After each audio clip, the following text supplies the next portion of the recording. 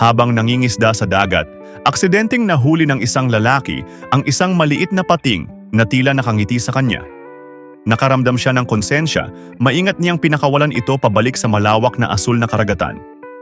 Lumipas ang mga taon at pagkaraan ng 10 taon, habang ginalugad ang bukas na tubig, isang malaking pating ang lumangoy palapit sa kanya na may pamilyar na ngiti.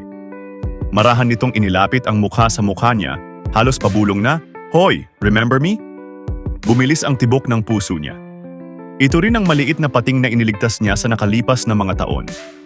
Mula sa araw na iyon, sa tuwing ang lalaki ay nakipagsapalaran sa karagatan, ang pating ay palaging nahahanap siya.